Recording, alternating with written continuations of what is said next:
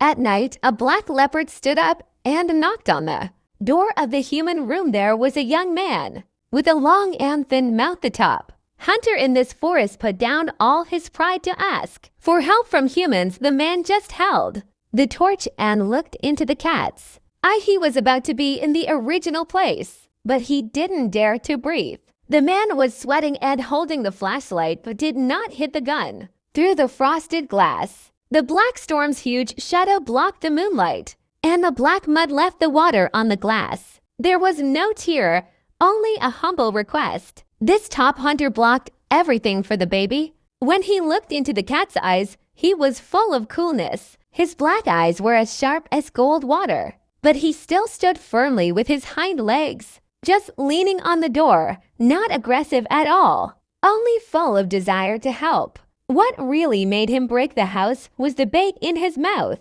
He moved like a fast horse. Late at night, the black panther brought its cubs to the man's doorstep, completely defying its survival instincts. The man's mind was in turmoil. The panther trembled, its eyes filled with despair, staring intently into the cat's eyes, as if it knew the cubs were inside. The man hesitated for a moment, then clicked open the door. The cold wind was blowing into the room, but the black leopard did not attack. He walked into the room with his swollen right leg, gently putting the baby in a warm wool blanket. The man closed the door and reacted, and he was with the beast. He slowly walked in and found that the baby was almost out of breath, and the black leopard's mother's right foot was injured by the hunter's nymph. He was struggling to get out of the way, and he walked several miles with 3 legs. "I'll help you," the man said in a light voice, wrapping the baby with a quilt,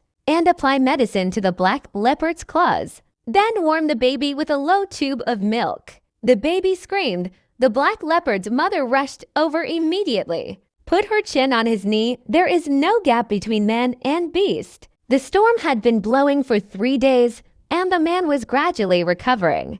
The man named him Yi, and the black-haired mother was slowly recovering. The man followed his footsteps to find the hunter's house, and the police caught the hunter. On the 4th day, the weather was clear and the men opened the door. The black-haired mother was preparing to return to the wild with the black-haired man.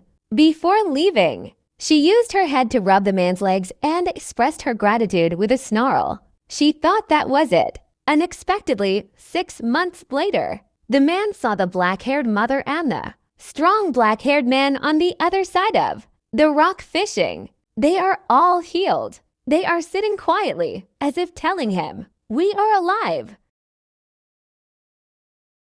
Thank you. Everything has a spirit. May every life be respected and treated well. Good deeds and good deeds will be blessed. May good people live a peaceful life.